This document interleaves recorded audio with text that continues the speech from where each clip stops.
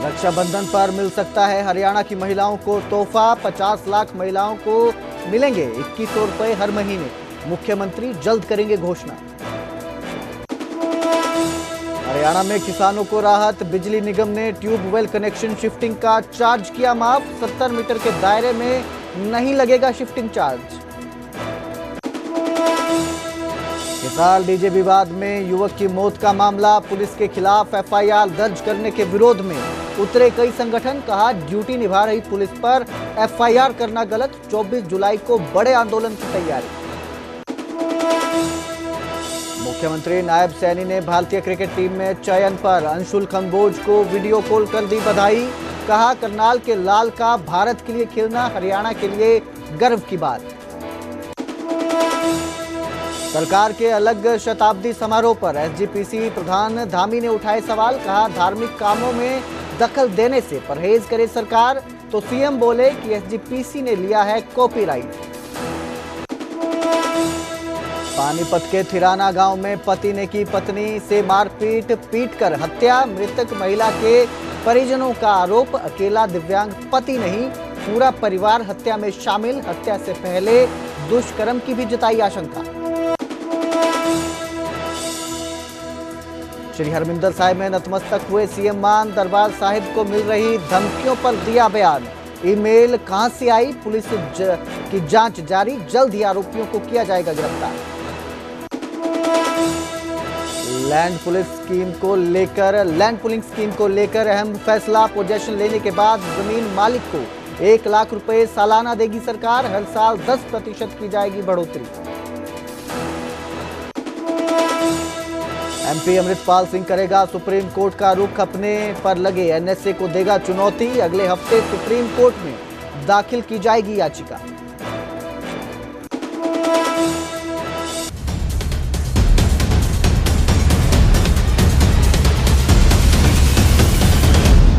हत्या कर दी गई।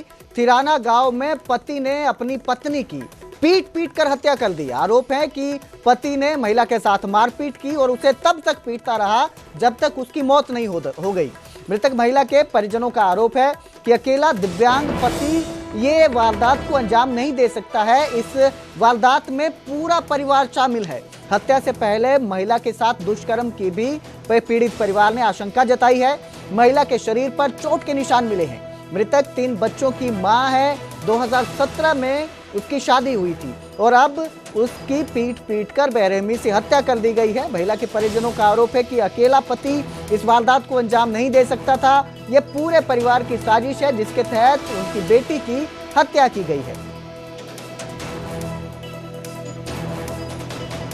लोहे के पाइपों से उसको मतलब पूरा टॉर्चर कराया।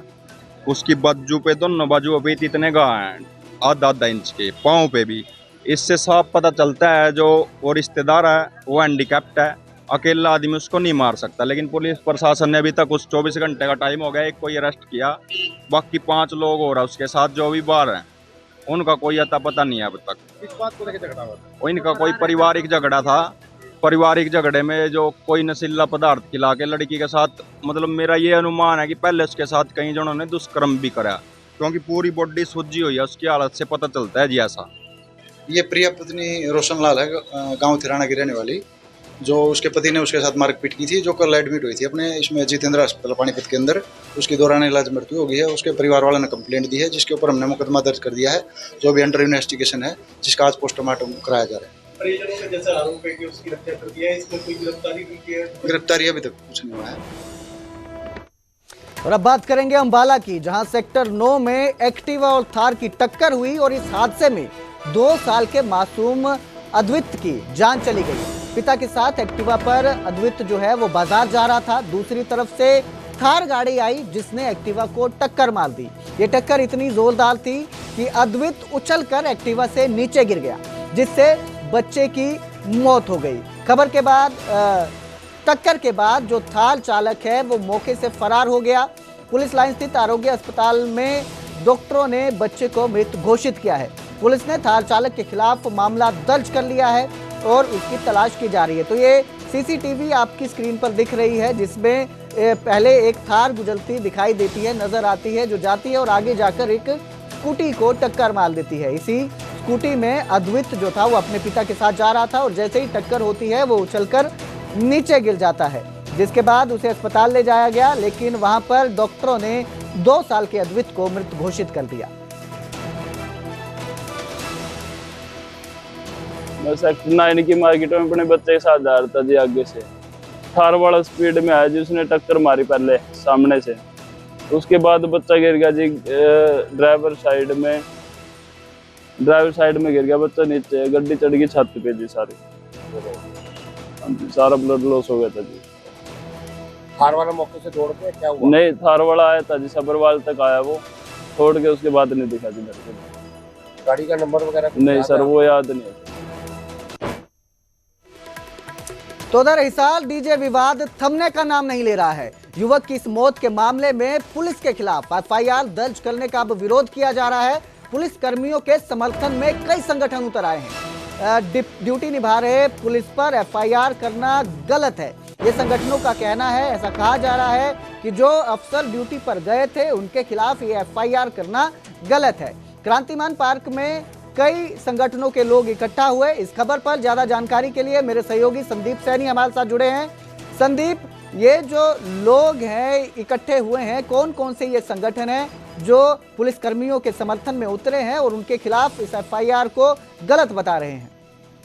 इसमें रिटायर्ड कर्मचारी संघ जो है वो उतरा है और जो पुलिस के जो भी रिटायर्ड कर्मचारी हैं वो उतरे हैं, और जो अन्य संगठन है, किसान संगठन है, कर्मचारी यूनियन है, वो आज इकट्ठा हुई थी और इन्होंने फैसला लिया है कि 24 जुलाई तक अगर सरकार जो पुलिस पर जो एफआईआर दर्ज हुई है उसे रद्द नहीं कर देती तो 24 जुलाई को वो हिसार में इकट्ठा होंगे और प्रदर्शन करते हुए हिसार के लघु सचिवालय पर जाएंगे और मुख्यमंत्री और राज्यपाल के नाम ज्ञापन दिया जाएगा कि जो एफआईआर पुलिस पर दर्ज हुई है वो उसे रद्द किया जाए। उनका कहना है कि जो एफआईआर दर्ज की गई है वो गलत है और जो डीजे विवाद का जो मामला था और जो युवक हैं उनके ऊपर आपराधिक काफी मामले दर्ज हैं और इस तरह से वो हुड़दंगबाजी कर रहे थे और पुलिस कर्मचारी उन्हें रोकने के लिए गए तो जो युवक थे उन्होंने ही पुलिस पर हमला किया।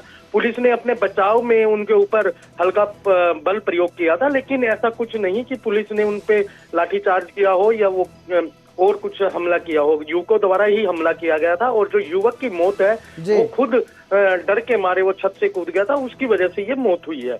जब जो संगठन है उनका साफ तौर से कहना है कि जो पुलिस पर एफआईआर दर्ज की गई है वो गलत है, अगर वो रद्द नहीं की जाती तो 24 तारीख को प्रदर्शन किया जाएगा। जी, बहुत बहुत शुक्रिया इस तमाम जानकारी के लिए संदीप। तो संगठनों ने 24 जुलाई को बड़े आंदोलन का ऐलान किया है। आपको बता दें 7 जुलाई 2025 का ये पूरा मामला है जब डीजे बंद करवाने को लेकर पुलिस पहुंची थी और युवकों के बीच युवकों ने पुलिस पर हमला किया। भागने के समय जब पुलिस ने युवकों का पीछा किया तो छत से कूदकर युवक की मौत हो गई थी। इनके साथ कहीं गलत केस दर्ज हुआ है तो बिल्कुल भाई। उधर सोनीपत में पुलिस के साए में खाद की बिक्री हो रही है। नई अनाज मंडी में किसानों की भारी भीड़ दिखी। यूरिया और डीएपी के लिए लंबी कतारें लगी दिखाई दी। भीड़ को संभालने के लिए पुलिस तैनात की गई। खाद लेने में किसानों को परेशानी हो रही है। सोनीपत में खाद की कितनी किल्लत है वो आप इन तस्वीरों से समझ सकते हैं कि कितनी लंबी लाइन लगी हुई है खाद लेने के लिए। किसान जो हैं सुबह से ही खाद के लिए लाइन पर लगे हुए हैं। नई अनाज मंडी में खाद की दुकान पर महिला और पुरुष किसानों की लंबी कतारें देखने को मिल रही हैं। किसानों के बीच कोई धक्का मुक्की ना हो और खाद को लेकर कोई झगड़ा ना हो, इसको लेकर पुलिस बल की तैनाती कर दी गई है। खाद लेने के लिए किसान सुबह से बैठे हैं और उन्हें खाद नहीं मिल रही है, जिससे किसानों में आक्रोश भी देखने को मिल रहा है। और जो बात है विवाद पे ना पहुंच जाए, खाद लेने पहुंचे किसान किसी से उलझ ना जाएं, इसको देखते हुए एहतियात बरतते हुए यहां पर पुलिस को तैनात किया गया है। भाई साहब ये 2 दिन से खाद वितरण का हो रहा था, पर भ्रष्टाचार इतना है कि यहाँ पे जो कर्मचारी है वो अपने यारे प्यारे को रात को विस्तृत करते हैं बस रात में, और सुबह से यहाँ पे 5 बजे से लाइन में खड़े हैं सब, एक को भी विस्तृत नहीं किया खाद अभी तक। पर्ची बनवा ली 200 आदमियों की, भीड़ भी कर दी, पर वे सारे भाग गए यहाँ से। मैं अपने कॉलेज की छुट्टी करके आया हूँ, मेरे दादाजी मेरे दादी में वे आ नहीं सकते थे। खाद लेने के लिए मैं आया हूँ, सुबह से लगाऊँ लाइन में, अपना 34 नंबर लगवाया, पर 5 घंटे हो गए अभी तक कुछ हल नहीं हुआ यहाँ पे, इसलिए अंत में आगे पुलिस को बुलाना पड़ा। गुआपर गांव से आए हम यहाँ पे इतनी दूर। खाद में जो लिस्ट बना रहे, लिस्ट के हिसाब से खाद देने लग रहे हैं, और जो पब्लिक है वो लोग पहला नाम लिख लिए, वो लिख लिए। मौके पे पहुँच कर फिर थाने में सूचना दे दी। बात करेंगे रक्षाबंधन पर मिलने वाले महिलाओं को तोहफे की लाडो लक्ष्मी योजना पर मंत्री कृष्ण बेदी का बयान सामने आया है। महिलाओं को हर महीने 2100 रुपए दिए जाएंगे। मंत्री जी ने कहा है हरियाणा की 50 लाख महिलाओं को लाभ मिलेगा। आयु वर्ग, आय और समय को ध्यान में रखते हुए तैयारी की जा रही है। मुख्यमंत्री नायब सिंह सैनी जल्द ही इस घोषणा का ऐलान करेंगे। तो मंत्री कृष्ण बेदी ने यह बयान दिया है कि जल्द ही लाडो लक्ष्मी योजना का ऐलान किया जाएगा। मुख्यमंत्री नायब सिंह सैनी इसका ऐलान करेंगे, जिसके तहत महिलाओं को हर महीने 2100 रुपए दिए जाएंगे। इस योजना से 50 लाख महिलाओं को लाभ मिलेगा।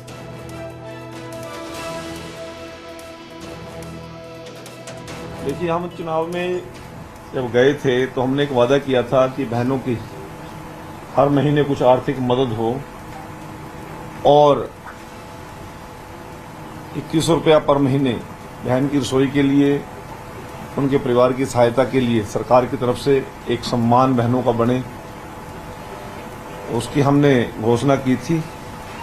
और हरियाणा सरकार लाडो लक्ष्मी योजना के ऊपर हमारे माननीय मुख्यमंत्री जी के निर्देशानुसार, पार्टी के और घोषणा पत्र के निर्देशानुसार हम तैयारी में हमारा विभाग लगा हुआ है। और उस पर कई प्रकार की एक्सरसाइज और लंबी लंबी बैठकों के बाद हम काफ़ी आगे तक बढ़े हैं। वो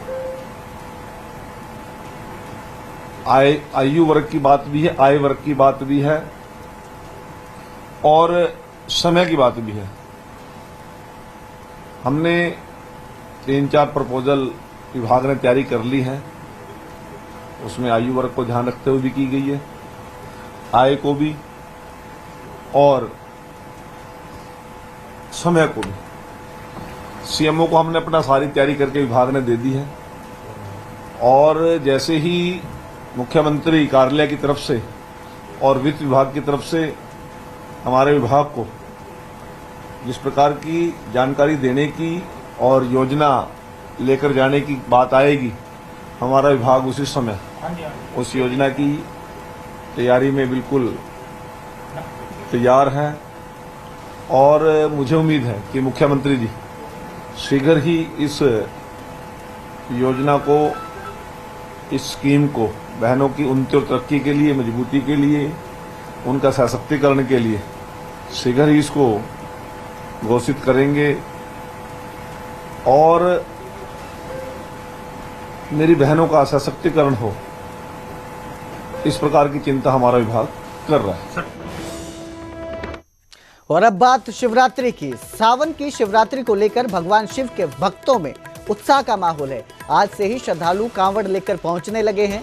बहादुरगढ़ में शिवरात्रि को लेकर पूरा शहर शिवमय हो गया है। कल शिवरात्रि है और मंदिरों में शिवलिंग पर जल चढ़ाया जाएगा। बहादुरगढ़ के दाबोदा गांव के युवा अनोखी और मनोहारी कांवड़ लेकर पहुंचे हैं, जो लोगों के लिए आकर्षण का केंद्र बनी हुई है। पालकी में शिवलिंग और भगवान भोलेनाथ की प्रतिमा के साथ साथ गंगा जल भी हरिद्वार से लाया गया है।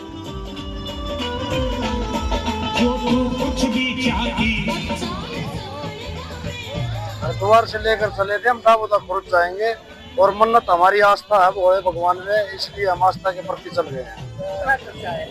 करीबन 4.5 लाख रुपए का। क्या क्या लेके गए?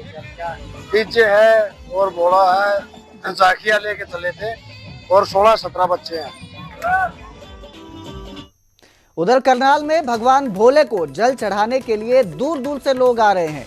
यहाँ कांवड़ यात्रा के अलग अलग रंग नजर आ रहे हैं, लेकिन इन 4 दोस्तों का रंग सबसे अलग है। हरिद्वार से 4 दोस्त एक साथ पैदल कांवड़ यात्रा में 81 लीटर जल लेकर करनाल पहुंचे। ये 16 जुलाई को हरिद्वार से जल लेकर निकले थे और आज बड़ा गांव में पहुंचे हैं। कल ये भगवान शिव के मंदिर में पहुंचकर अभिषेक करेंगे। भोले बाबा से इन दोस्तों की प्रार्थना इसी तरह से उनकी दोस्ती बनी रहे और परिवार पर भोले बाबा की कृपा बनी रहे। हम करनाल से निकले थे 16 तारीख को, 14 तारीख को हम अपने 16 तारीख ने जल उठाया था। हम 4 जनों ने, हम 4 दोस्त हैं और आज 21 तारीख हो चुकी है, हम बड़े गांव में पहुंच गए हैं और 23 तारीख को तो हम सुबह करनाल में पहुंच जाएंगे। 81 लीटर जल है, ये 4 दोस्त हैं हम। बस ये बोले बाबा से इच्छा है कि हम 4 दोस्तों की जोड़ी बनाए। तो क्या कुछ किस तरह का उत्साह है रास्ते में, किस तरह का लोग स्वागत कर रहे हैं? ये बहुत अच्छा स्वागत है जी, बहुत एक नंबर का। भोले बाबा की दया से सारे रास्ते मजे से आए जी।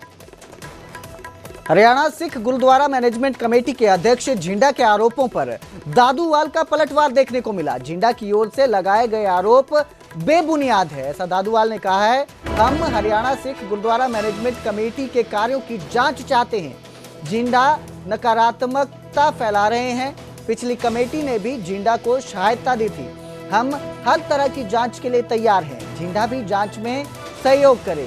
तो ये पलटवार किया है, दादूवाल ने पलटवार किया है। जो जत्थेदार हैं उन्होंने पलटवार किया है हरियाणा सिख गुरुद्वारा मैनेजमेंट कमेटी के अध्यक्ष जिंडा के आरोपों पर और कहा है कि हम HSGMC के कार्यों की जांच चाहते हैं। जिंडा नकारात्मकता फैला रहे हैं, ये आरोप लगाया है। पिछली कमेटी ने भी जिंडा को सहायता दी थी। हम हर तरह की जांच के लिए तैयार हैं। जिंडा भी जांच में सहयोग करे।